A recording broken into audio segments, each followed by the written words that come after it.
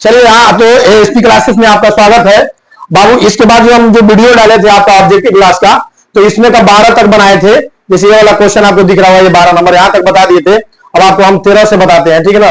अच्छा क्वेश्चन है, बिहार बोर्ड में आएगा एग्जाम में। इसमें से कौन सा बहुपद है, ठीक है ना। बहुपद इसमें से कौन सा है, बहुपद के जानते क्या बताए थे, जो भी चर राशि है उसके मूल्य पर जो घात है यहाँ पे पूर्ण संख्या होना चाहिए। यहाँ पे देखिए ये रूट हटाएंगे तो क्या होगा, रूट जब हटेगा इसका पावर में 1/2 चल जाएगा, हाथ क्या हो जाएगा 1/2, ये पूर्ण संख्या नहीं है तो ये वाला नहीं होगा। यहाँ पे देखिए इसका कैलकुलेशन करिएगा ना तो क्या है, बटा में रहेगा, ये भी नहीं होगा। यहाँ पे देखिए, यहाँ पे आपको x के पावर 3 पूर्ण संख्या है, x के पावर 2 पूर्ण संख्या है, तो यानी बहुपद हमारा यही वाला होगा। यहाँ पे करिएगा सर यहाँ भी तो x दिया है, जब रूट हटाइएगा ये वाला, जैसे यहाँ देखिए दिखा दे रहा हूं 2x² प्लस रूट के अंदर 4x लिखा है, तो इसको जब करिएगा 2x² प्लस 4x लिखिएगा, और जब ये रूट हटाइएगा तो पावर में 1/2 चल जाता है सबके पावर में। तो देखिए चर राशि के पावर में एक परमेय संख्या आ गया, जाकि बहुपद होने के लिए चर राशि के पावर में क्या होना चाहिए, यहाँ पे पूर्ण संख्या होना चाहिए, पूर्ण संख्या होना चाहिए। तो इसमें कौन वाला एक है, यही वाला, तो इसका आंसर सी हो जाएगा। इसमें से बहुपद आपका सी हो जाएगा। चलिए ठीक है, आगे देखते हैं। 13 नंबर हो गया। 14 नंबर क्वेश्चन देखा जाए, 14 नंबर क्वेश्चन देखा जाए। 14 नंबर क्वेश्चन कह रहा है कि बहुपद इतना का घात है। आप यहां पे देख लीजिए क्या दिया है, x + 3 का होल स्क्वायर, और फिर दिया है x के पावर 3 - 8, इतना दिया हुआ है। पूछा इसका घात कितना होगा, ये बताइए। इसका तोड़िएगा तो a + b, इसको a मान लीजिए, इसको b मान लीजिएगा, तो a + b का होल स्क्वायर, तोड़िएगा तो x² प्लस कितना आएगा, b² का ऊपर 9 हो जाएगा, और प्लस 2ab का मतलब 2 3 6 x हो जाएगा, ठीक है, ये हो जाएगा। और इसके अंदर कितना है, x³ - 8। जब ये दोनों में गुना होगा तो x के पावर 5 आएगा। देख लीजिए 3 और 2 5, तो अधिक से अधिक इसमें घात कितना आएगा, 5 आने वाला है, तो बहुपद का घात 5 होने वाला है। तो आप पूरा गुना करने की जरूरत नहीं है, सिर्फ जब सबसे बड़ा का पावर ये है और इसमें सबसे बड़ा पावर ये है, ये दोनों गुना करेंगे तो 3 और 2 5, यानी 5 आने वाला, तो बहुपद का घात इसमें 5 आंसर हो जाएगा, कोई दिक्कत नहीं है। चलिए 15 नंबर आइए, ठीक है। 15 नंबर क्या कह रहा है, 15 नंबर कह रहा है, ठीक है, कि इसके शून्य ज्ञात करना है, मतलब इसका हल क्या होगा।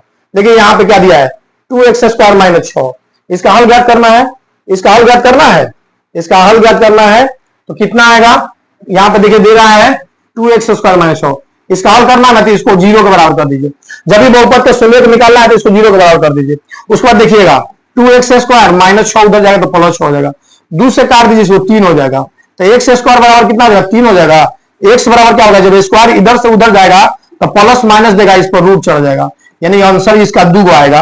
एगो प्लस में √3 आएगा, एगो √3 आएगा बाहर में माइनस, ये आंसर दोनों आएगा। देख लीजिए कौन आंसर दिया है, √3 - √3, √3 - √3 आपका आंसर यहाँ पे दिया हुआ है, तो ये आपका आंसर हो जाएगा। ऐसे बनाते हैं।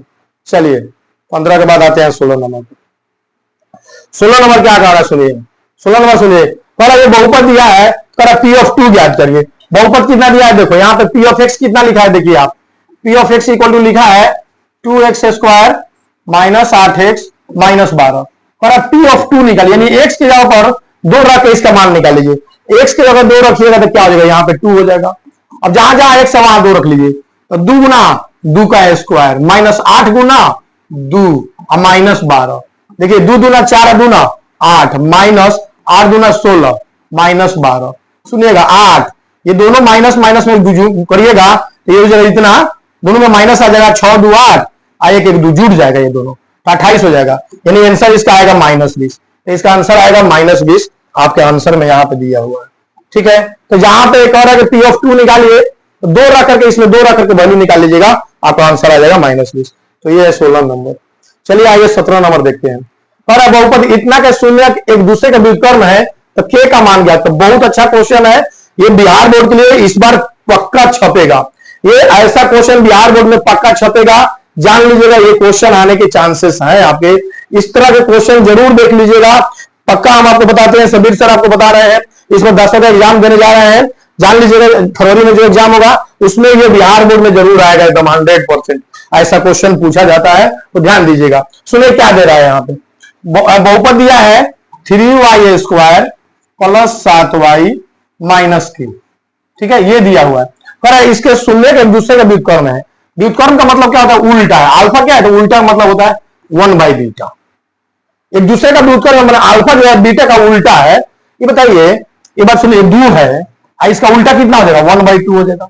ये बताइए अल्फा और बीटा दो शून्यक होता है, बात समझने की कोशिश करिएगा। ये दोनों शून्यक है, दो चीज है। बहुपद का शून्यक जो होता है, बहुपद का शून्यक दो होता है, एक को अल्फा मानते हैं, बीटा मानते हैं।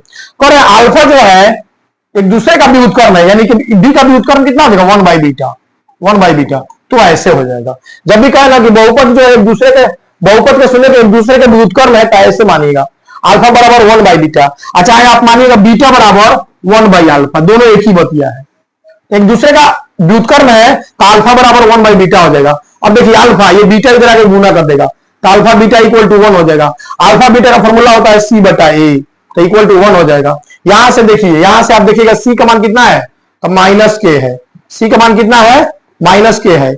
A का मान कितना है, 3 है, बराबर 1 है। तो -K इक्वल टू 3 गुना करेगा 3 हो जाएगा, तो K इक्वल टू कितना आ जाएगा -3। तो इसका आंसर बहुत ही अच्छा -3 आएगा।